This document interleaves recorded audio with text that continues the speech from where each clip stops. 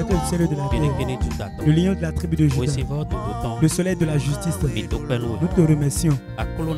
Seigneur, nous sommes venus devant toi, toi qui es la source de vie, des saints. C'est toi le pain du ciel, des saints. Prends-toi pour nous-mêmes, que cela en soit ainsi. Au nom puissant de Jésus-Christ. Nous remercions le Seigneur qui nous a donné ce bon moment. Nos chers auditeurs, ce sur quoi nous allons méditer en ce moment à travers la parole de Dieu, cela est intitulé Sentez votre misère, pécheur. Le livre de Jacques, chapitre 4. Nous allons lire le 8e verset au 10e verset. Approchez-vous de Dieu et il s'approchera de vous. Nettoyez vos mains, pécheurs, purifiez vos cœurs, hommes irrésolus. Sentez votre misère, soyez dans le deuil et dans les larmes, que votre rire se change en deuil et votre joie en tristesse. Humiliez-vous devant le Seigneur et il vous élèvera. Nous allons nous poser certaines questions. À qui cette parole est adressée? Deuxièmement, pourquoi cette parole est sortie? Et à travers le passage, nous allons faire une méditation, nous examiner et nous mirer dans le passage comme on peut se mirer dans le miroir. À qui cette parole est adressée? Cela est adressé à toi et à moi, frères et sœurs dans le Seigneur, bien-aimés dans le Seigneur, ceux-là qui ne connaissent pas Jésus-Christ. Et je vais dire premièrement, n'importe qui se retrouve encore dans les griffes de l'ennemi, il est debout comme une feuille morte et que l'ennemi est en train de le maltraiter, de le faire souffrir. De la même manière, n'importe qui est encore en train de mener une vie de péché, il pêche contre Dieu. Il est ennemi de Dieu. Celui-là qui offense Dieu, tu l'appelles ton Dieu, mais tu l'offenses, tu es son ennemi. De la même manière, il est venu vers toi.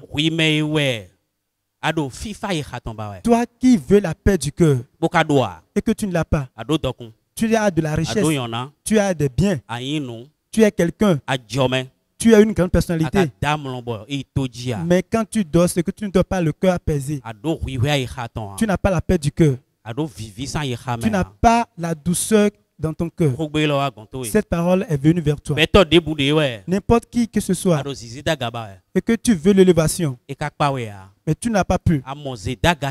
Tu as trouvé cette élévation, mais tu n'as pas la paix du cœur. Cette parole t'est adressée. Si je vais le dire de façon générale, tu peux t'appeler chrétien avec n'importe quelle dénomination, Tu peux te dire être prophète, que tu es un bishop, que tu es un prêtre. Cette parole t'est adressée. Ou soit, tel que je viens de le dire tout à l'heure, tu as des choses sur lesquelles tu marches. Tu as de la richesse, tu es nanti. Tu es à de grades et c'est beaucoup même. Cette parole est aussi venue vers toi. Tu continues d'être encore miséreux. Tu continues d'être encore miséreux. Pourquoi? Parce que tu souffres encore du péché. Tu souffres de la maladie du péché. Le péché constitue encore de souffle qui sort de tes narines. Le livre d'Apocalypse chapitre 3.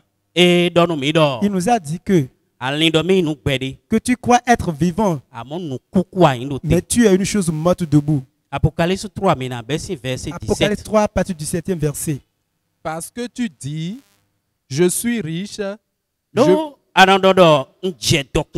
je me suis enrichi et je n'ai besoin de rien. Et parce que tu ne sais pas que tu es malheureux, misérable, pauvre, aveugle et nu, Je te conseille d'acheter de moi de l'or et parce que quelque chose te manque et qui est plus que l'or même. Par le feu, afin que tu deviennes riche.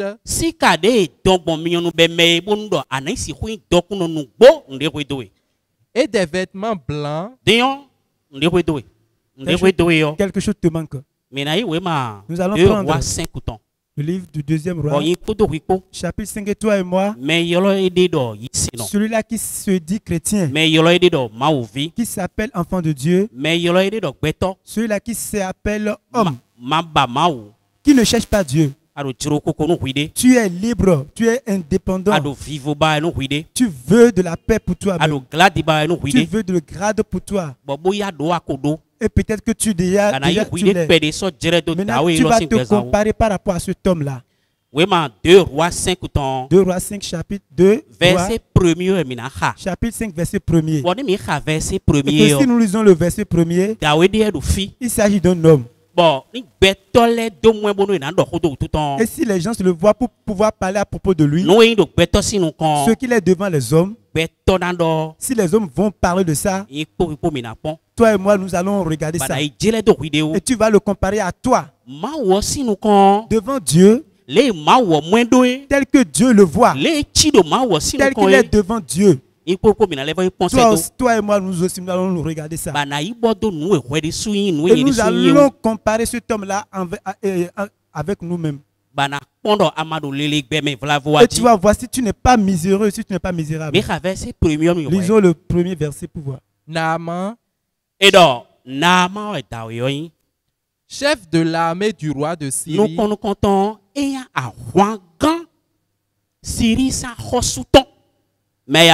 ce n'est pas n'importe qui. Cela veut dire qu'il est un chef guerrier. Et il est un chef guerrier. C'est la première des choses. Jouissait de la faveur de son maître.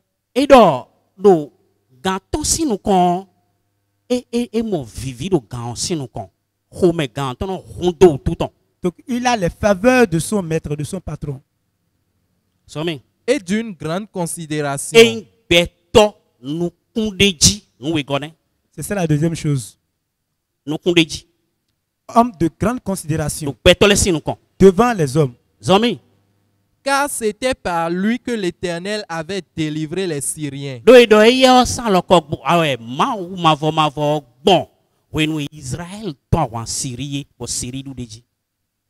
Mais cet homme fort et vaillant,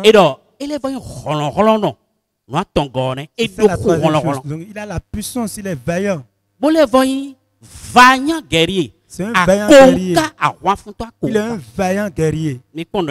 Voyez ces quatre choses-là. Que lui, il est devant les hommes.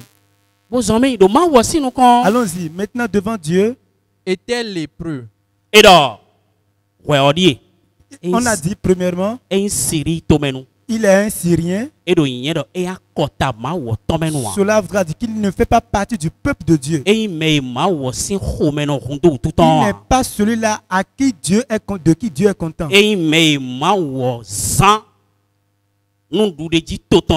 Il est quelqu'un que Dieu a juste utilisé pour la victoire de son peuple, de sa nation.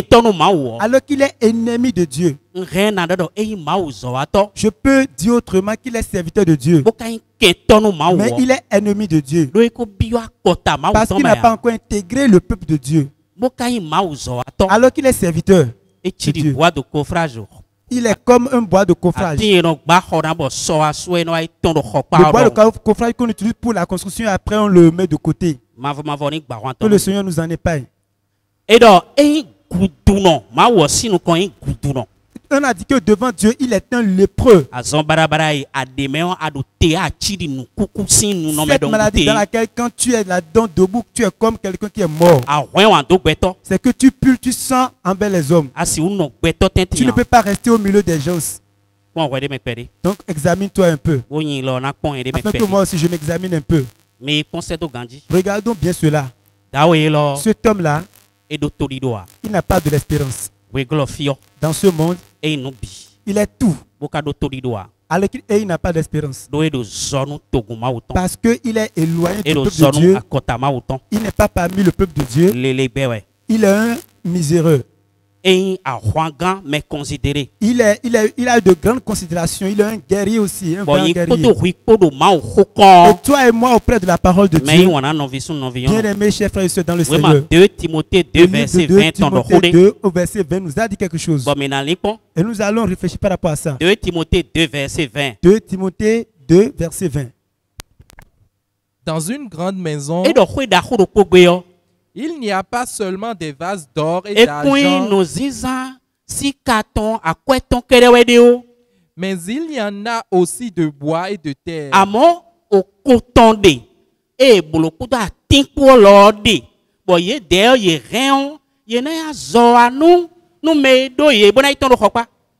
Les uns sont des vases d'honneur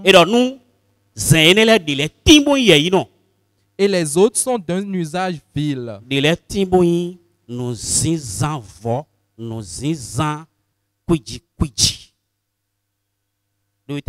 Pourquoi? Parce que le péché continue de régner dans sa vie. Frères et sœurs, laisse-toi à la parole de Dieu. Laisse-toi à l'Esprit de Dieu. Auditeur, cherche Dieu et le trouve à travers sa parole. Pour que l'Esprit de Dieu, fait ton travail, afin que tu quittes cette vie misérable. Cette vie misérable. Cette vie de péché dans laquelle tu es.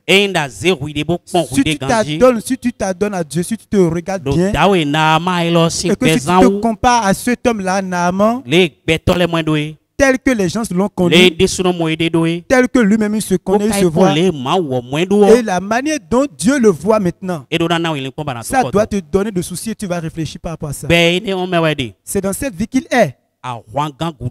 Il est un vaillant guerrier lépreux. Un vaillant guerrier mais lépreux. Un serviteur de Dieu pécheur. Une grande personnalité, une grande personne, mais qui vit dans le péché.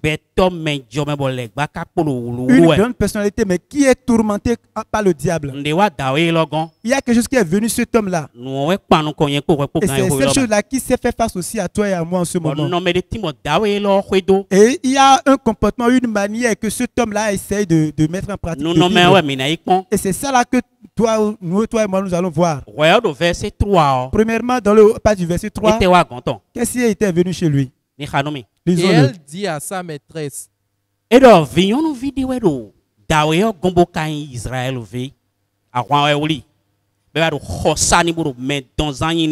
cette fille a été menée esclave, elle est devenue maintenant servante de sa patronne. Donc, et cette fille maintenant est allée parler au vaillant guerrier. Ne pouvant pas parler, s'adresser directement au vaillant guerrier, elle est allée voir sa femme. Et elle a dit, oh papa, elle a dit, mon papa, s'il peut accepter et aller en Israël, il y a un prophète de Dieu puissant là-bas. Un prophète de Dieu qui est là-bas. Il va prier pour lui. Il va rencontrer Dieu. Et il va quitter cette vie misérable. Et il deviendra parfait dans sa vie. Et c'est ce que la fille a dit à sa patronne. Et l'homme a accepté, le vaillant guerrier a accepté. Et il s'est levé, il est parti. Bien aimé, auditeur, est-ce que tu t'es décidé? Est-ce que tu t'as vu? Cet homme-là s'est décidé, il s'est levé. Effectivement, il est allé voir le roi. Il est allé voir le roi de son pays. J'ai entendu quelque chose qui m'a énormément touché. J'ai entendu quelque chose et je me suis regardé, j'ai dit vraiment, je suis tellement misérable. Si ça reste comme ça, vraiment ça ne peut pas aller. Permets-moi d'aller en Israël pour que j'aille voir le serviteur de Dieu. Et le roi de son pays, il a dit, je vais te faire un décret. C'est le roi qui parle avec un autre roi. C'est l'autre patron qui parle avec un autre patron. Tu iras vers le roi d'Israël. Ne va pas chez le prophète Israël. Si tu vas là-bas, tu n'auras pas bien t'accueillir. Et le Naaman, en voulant partir, il est parti avec son orgueil. Il est parti avec ce qu'il est. Il est quoi même? Il est un vaillant guerrier, un chef guerrier, un lépreux, un quelqu'un. Et que tu t'en vas avec la lèpre. Et tu t'en vas vers le roi d'Israël. Est-ce que tu sais ce qui t'arrive? Laisse-toi un peu. Cet homme s'est accaparé de tout ce qu'il est, croyant qu'arriver là-bas avec tout ce qu'il est, que c'est ce qu'il est, que les gens se connaissent, que c'est cela que Dieu va regarder. Frères et sœurs dans le Seigneur, bon nombre de nous, nous faisons face à Dieu. Et nous disons que nous sommes enfants de Dieu.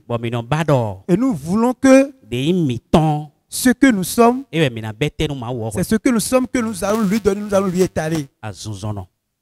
Un souffrant, un miséreux, un misérable, un misérable. Dieu n'est pas comme toi. Lui, il regarde autre chose. Il regarde ton cœur. La vie de péché. C'est ça que le Dieu regarde. Donc il s'est en allé avec tout son char. Et la Bible a dit qu'il est parti avec beaucoup de richesses. Il est allé voir le roi d'Israël. Il a dit, c'est pas moi que tu vas voir. Va voir Élisée. Et il est allé devant Élisée. Étant allé devant Élisée, Élisée lui a dit que de ne pas rentrer chez lui, de ne pas venir chez lui.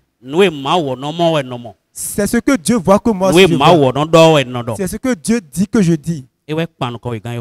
Donc c'est lui qui t'a fait face en ce moment. Il a dit que tu es lépreux. Tu ne peux pas venir dans ma maison. Tu ne peux pas t'approcher de moi. Parce que tu pulls, tu sens devant Dieu. Donc tu sens mauvais devant Dieu. Celui qui ne peut être compté parmi le peuple de Dieu. Debout, tu es un cadavre.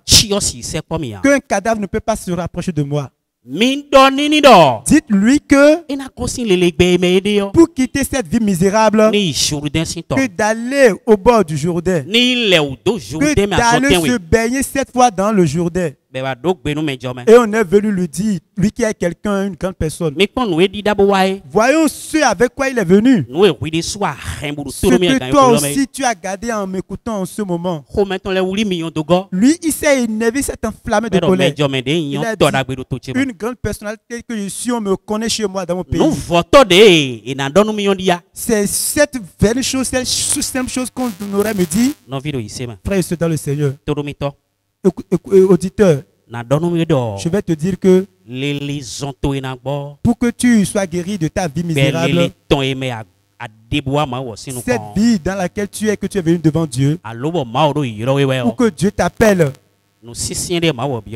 Dieu ne te demande pas grand chose. Il a dit, venez à moi. Viens payer, achète gratuitement, sans payer. Ce que je te dis, c'est que c'est un joug léger. Parce que si tu le reçois, si tu l'acceptes, quelqu'un va te rendre cela léger. Et ce dont tu souffres comme ce lépreux Naaman, c'est lui qui va te guérir. Alors là, abandonne-toi à lui. On a supplié Naaman. Ses serviteurs se sont agenouillés devant lui pour le supplier. Il a dit que c'est une simple chose qu'on t'a demandé. Et il a répondu, il a accepté. Il est allé maintenant au bord du Jourdain. On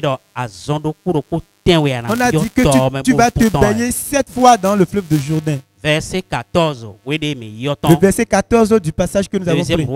Deuxième roi. Il descendit alors et se plongea 7 fois dans le Jourdain.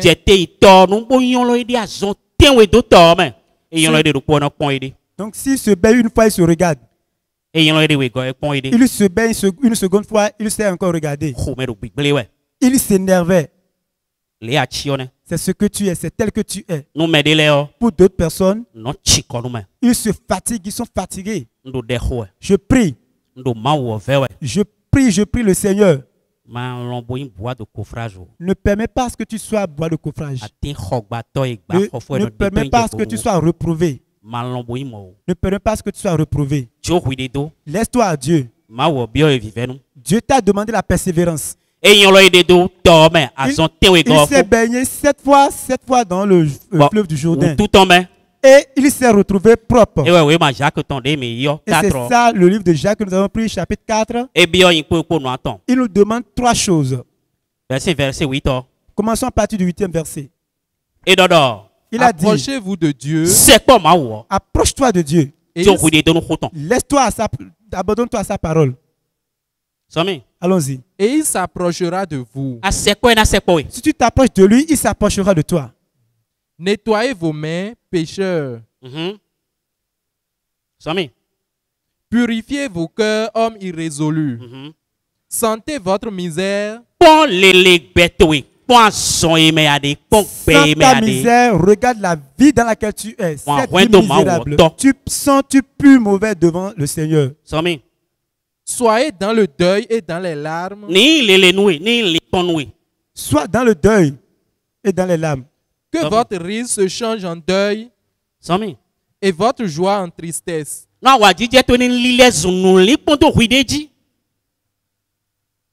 Humiliez-vous devant le Seigneur. Voilà la troisième chose. Ce guerrier, malgré sa richesse, tout ce qu'il a, il a eu maintenant à comprendre que sa vie est une vie misérable. Sa vie est heureuse en ce moment. Dieu a rendu sa vie heureuse. Ce que tu entends maintenant à travers la puissance du Saint-Esprit, ta vie serait renouvelée. Le passage dit que c'est celui-là qui souffre qui cherche le médecin. Tu es souffrant. C'est une chance pour toi. Et que cette parole t'est adressée est venue vers toi. Tel que cela était une chance. Et que cela a fait face à Naaman en ce moment. Parce qu'il y avait bon nombre de lépreux en Israël. Mais ils étaient nombreux à ne pas être guéris. Ils étaient nombreux à ne pas se laisser. Si tu te laisses, si tu t'es adonné, l'Éternel va te guérir. Que cela en soit ainsi. Au nom puissant de Jésus-Christ, nous allons prier. Au nom puissant de Jésus-Christ, le roi des rois, nous sommes confiants que les vies ont déjà écouté. Tu vas l'arroser dans les vies. Et ça va produire de fruits pour la vie nouvelle, pour la victoire. La victoire dans la vie. Que cela en soit ainsi pour toute l'éternité. Au nom puissant de Jésus-Christ.